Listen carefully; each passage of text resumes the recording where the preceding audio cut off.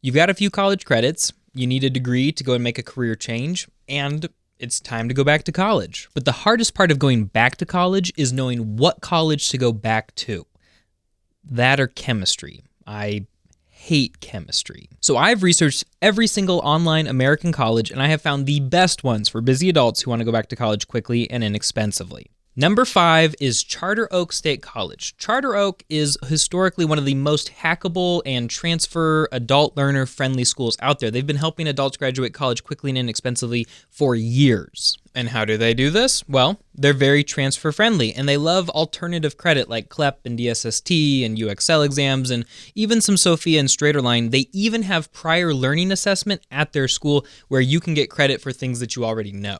They have an awesome degree program called General Studies. About 2/3 of it is either gen eds or free electives, so it's really easy to transfer credits or bring alternative credits like CLEP and DSST into it so that you can graduate quickly. And you know what? Even though it's 5th on this list, Charter Oak is best at one thing among all of the colleges that I'm going to talk about today, and that's at graduating students. They have a 51% graduation rate.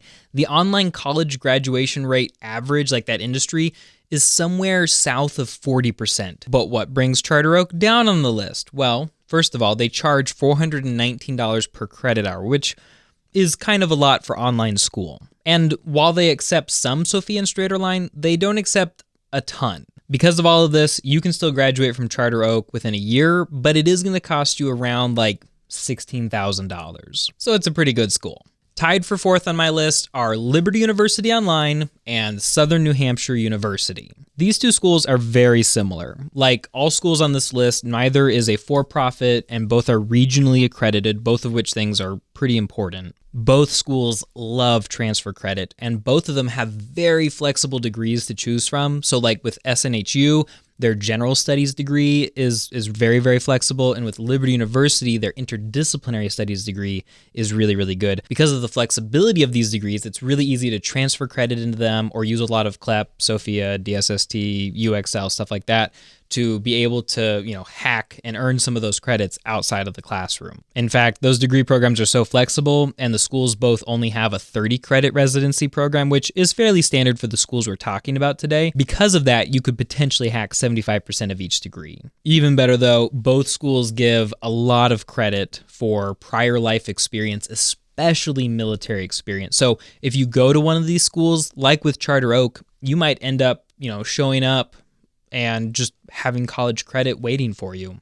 I mean, there's usually like a vetting process, but you get what I mean. Plus, both schools are among the cheapest online colleges out there, though one is cheaper than the other. LUO charges $390 per credit hour, but if you go through Straighterline, you can bring that down by 15% to about $331. And then SNHU is hands down one of the cheapest online schools I've seen with just a flat price of $320 per credit hour. Because you take a minimum of 30 credit hours through their school and their courses, if you hack it right and bring enough transfer credits and CLEP credits and things like that, you're looking at under $15,000 for either one of these schools. Now, the reason that these two schools aren't higher on my list is that they both have really bad graduation rates. LUO's is at 31% and SNHU is at 37%. And these low rates aren't because these schools are so challenging or difficult. Sometimes a low graduation rate means that a school has unnecessary blocks to graduation or kind of useless difficulties. Sometimes it means that they don't provide all of the support that they could to students who struggle with learning.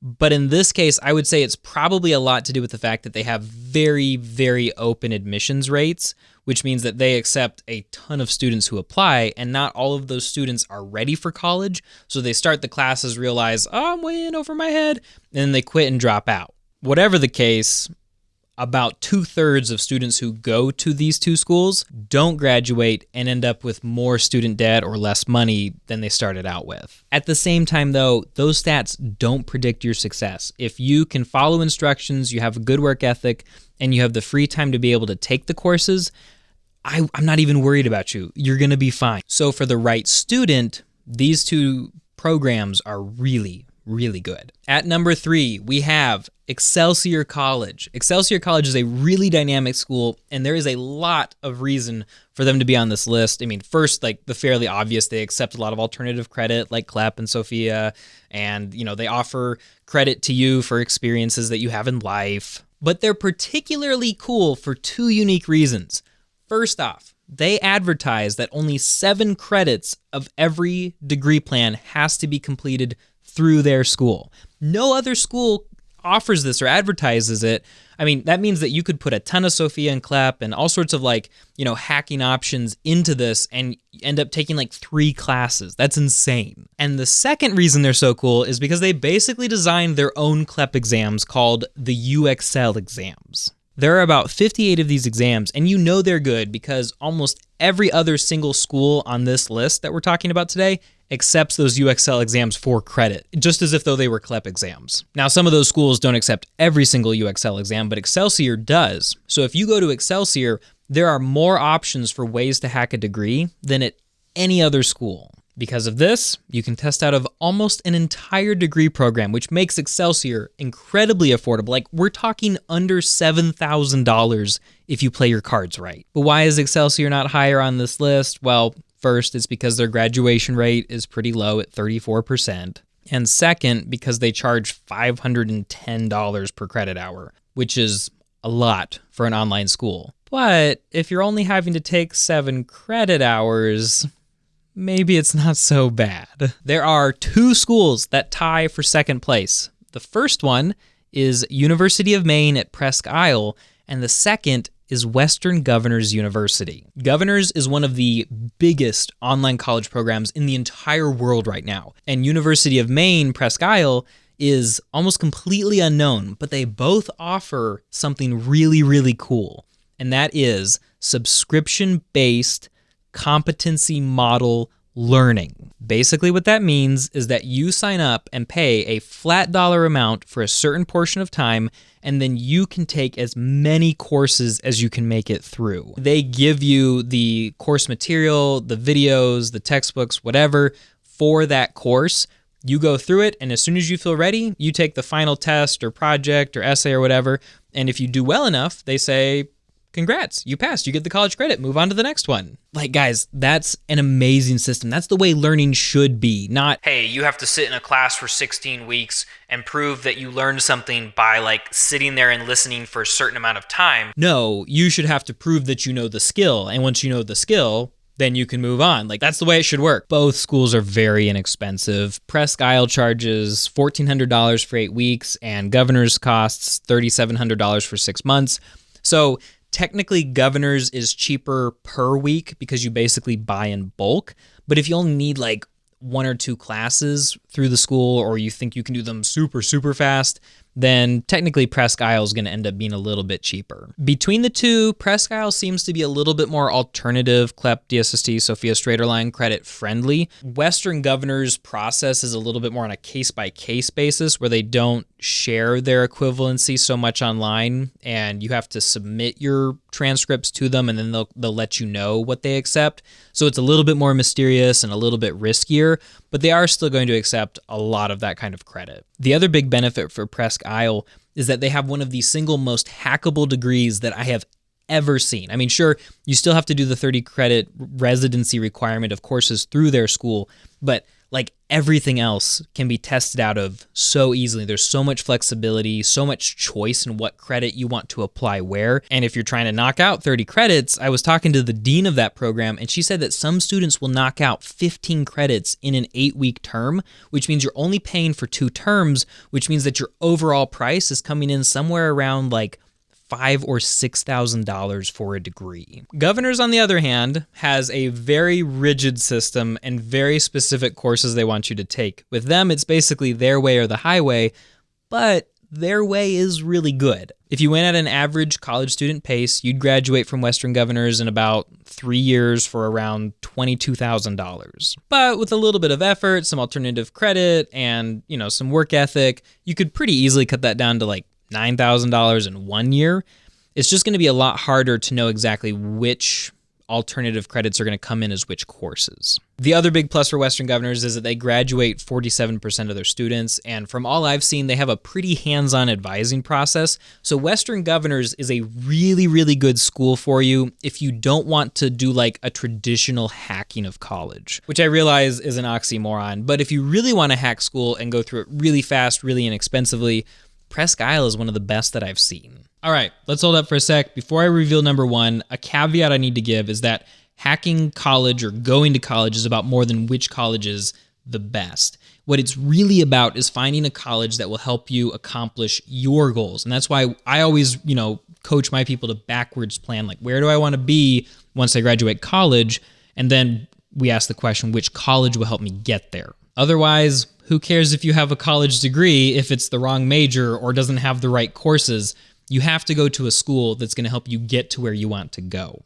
Knowing where you need to be is vital before you can take the first steps. If a coaching consultation with me is something you'd be interested in, I would be happy to help. My information's in the description, and I can help you save tens of thousands of dollars, years of your life, so that you can build a career that you love. The number one best online college for busy adults is Thomas Edison State University. And there are so many reasons. First off, they accept so much transfer credit and alternative credit, CLEP, DSST, UXL exams, types of credit I've never even heard of before, so many different options. Second, they have one of the highest graduation rates on this list at 46%, which is pretty awesome. Third, they have several very flexible degree programs, at least one or two where you can test out of at least 90 credit hours. And fourth, while they do, like most of the schools on this list, have a 30 credit residency requirement of courses that you have to take through the school, they let you do it in a unique way because, like Excelsior, they homemade their own sort of version of CLEP exams called the TCEPs. And that 30 credit hour requirement, you can fill up with TCEP exams. So it's basically like taking CLEP exams to fill up that 30 credit requirement. There are about 9 credit hours in any degree program that you can't really test out of, but that means that in some of the degree programs, there are only 9 credit hours you have to actually take courses in. And their liberal studies degree program is one of the best ones to make this happen with. Now, the one negative about Thomas Edison is that they are slightly on the more expensive side. For out-of-state students, they charge $519 per credit hour, which, yes, is a lot. So for 9 credit hours, that's $4,700. But if you pay the flat fee for a semester, the flat semester rate is $4,639. So if you take 12 credits in a semester or 15 and you use that semester fee, all of a sudden the price gets a lot better. And all in all, the whole degree comes out to graduating for under $8,000 easily within a year. So just to make sure that nobody thinks I'm biased because, I went there, which, let's be honest, I wouldn't go to the second best school, would I? Like, you can trust me. Thomas Edison is really good. I know because I've been there. So the reason that TSU is at the top of this list is that they graduate students better than most of these schools. They're cheaper than most of these schools.